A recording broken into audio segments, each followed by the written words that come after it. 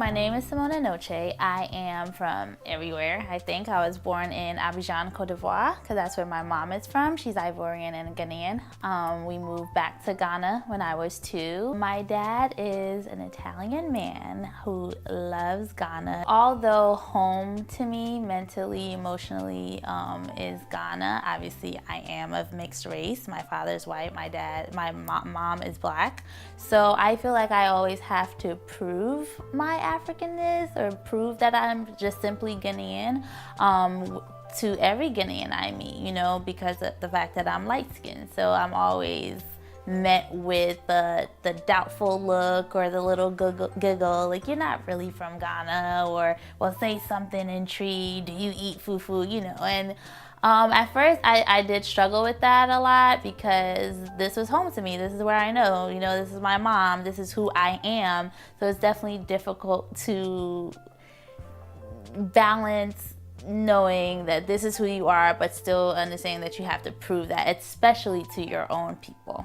I am a film publicist and an event planner. I work for a publicity and promotions firm in DC. It's actually one of the top publicity and promotions firms that has entertainment clients. We work with major motion picture studios like Universal and Lionsgate and things of that nature. So I handle the publicity and promotions for film campaigns in the DMV area.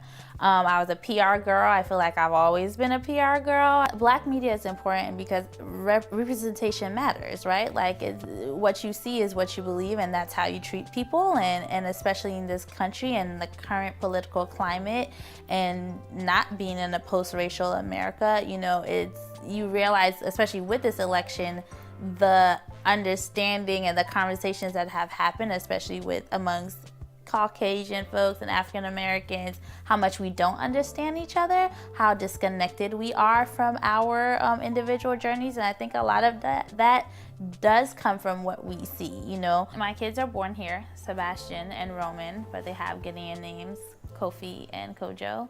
I want my sons to know who they are as Ghanaian boys. You know, I call them Kofi and Kojo on social media, to their face, to other people who ask. I don't want them to be removed from that at all.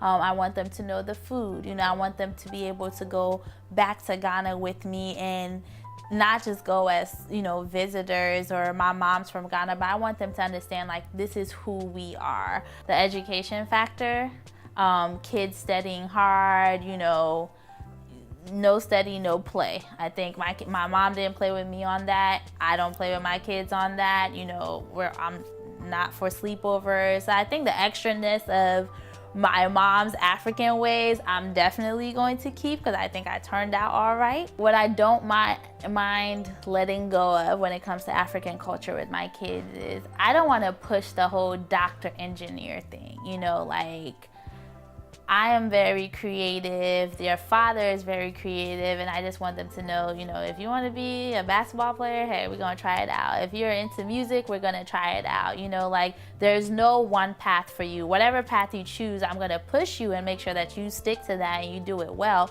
But if that doesn't work out, we're going to put our energy into something else. So I just want them to know that. My name is Panama Jackson. I'm the co-founder of VerySmartBrothers.com, a website dedicated to discussing race, relationships, and pop culture, specifically in the Black community. And I'm here with my partner, Simona Noce, who is Ghanaian, and very much so Ghanaian from what I hear stereotypically. You know, aside from the jollof rice and the accents, I don't know if there's anything specific. Maybe I don't get all the specific stuff. I mean, I hear, I'm gonna mispronounce it, tree. I say that wrong all the time, but I think one of the most interesting parts is actually talking to her mom and her aunts and, like, family, having those conversations about the differences between, like, America and Ghana. That's been very enlightening. I make lots of jokes. So we actually have a lot of that interesting, you know, Africa versus America stuff, because I've never been this pro-America until I have these discussions. So that's been very interesting, like, learning culturally about a lot of the just the differences. I am excited about AfriGens because I believe that we are continuing to change the narrative about how people who even look like us see us. I think we are changing the messaging through our careers, through our relationship choices. And I think we are redefining what it means to be an African. A lot of Africans who come here either feel like we have to pick, right? Like either we have to be just straight African, or either we just have to blend in with the American culture, or we just don't know. And I think we are at that point where we are embracing both of them, where we can go home and we are proud of who we are, and we're coming in here with our traditional weddings and our, our food, and we're playing, Niger music like at home, even though our kids are born here and our spouses may not even be understanding what we're playing, and we're walking around really proud of our Ankara skirts. And I feel like we're bringing that pride, especially to America, and it's allowing everybody to see us in a different way, to see our pride, and to also know that she's not just African, she also gets what's